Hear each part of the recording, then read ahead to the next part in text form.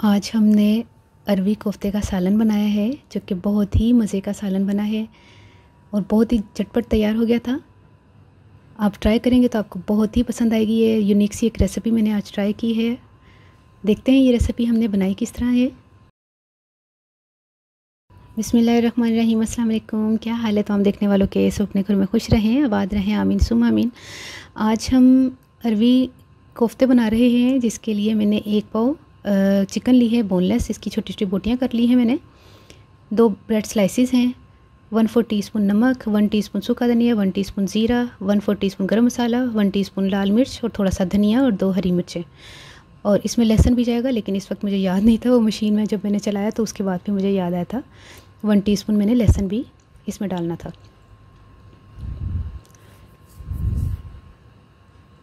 ये सारी चीज़ें डाल के हमने मशीन में चलाना है।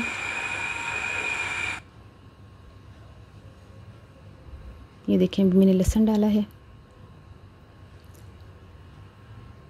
बिल्कुल बारीक पीसने के बाद इसको ऑयल लगा के हाथों को गोल गोल कोफ्ते बना लें।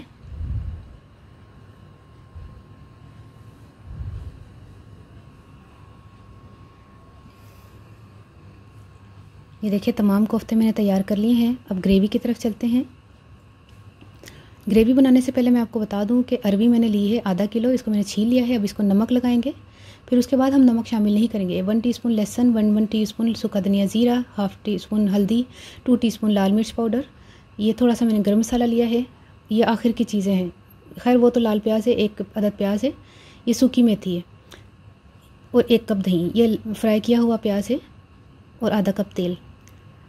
नमक लगा के हम अरवी को 10-15 मिनट के लिए छोड़ देंगे, ताकि नमक इसमें रच बच जाए, क्योंकि फिर मसाले में हमने नमक नहीं डालना। फ्राई किया हुआ प्याज, 1 अदद प्याज था। बाकी सारी चीज़ें इसमें शामिल करके हमने जग में चला लेना है। इसका मुलायम सा पेस्ट तैयार कर लें।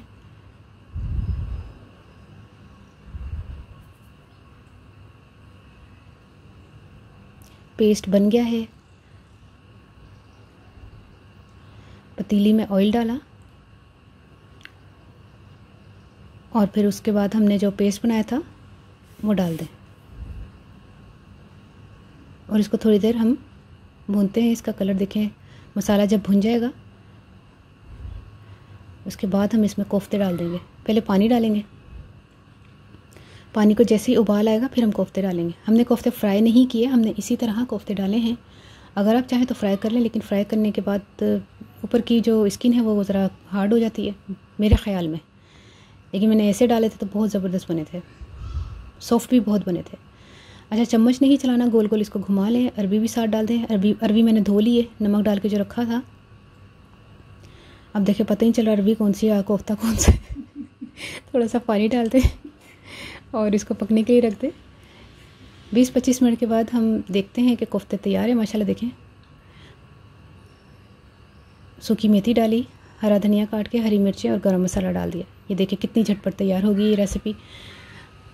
अम्मी को हमें बताना पड़ा था, अम्मी जी गोल वाली जड़ा था कोफ्ता है तो जड़ा ना बाकी अरवी है। दूर से ऐसे लग रहा है कि जैसे कोफ्ते और अरवी है एक ही शक्ल की। ये देखिए, ये कोफ्ते गेंदियाँ।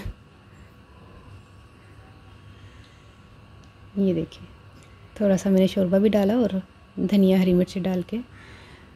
अच्छा, आपको ये रेसिपी कैसी लगी? बहुत ही जल्दी झटपट तैयार हो गई थी। इतनी मुश्किल रेसिपी नहीं है। ट्राई करके मुझे बताइएगा आपको ये रेसिपी कैसी लगी। अपनी दुआ में मुझे ज़रूर याद रख लीजिएगा और कमेंट बॉक्स में अपना जो है ना कमेंट ज़रूर कर दीजिएगा कि रेसिपी कैसी लगी। ठीक है, फिर इजाज़त चाहती हूँ। अपनी दुआ में ज़रूर याद रख लीजिएगा। ओके, अल्लाह हाफिज़।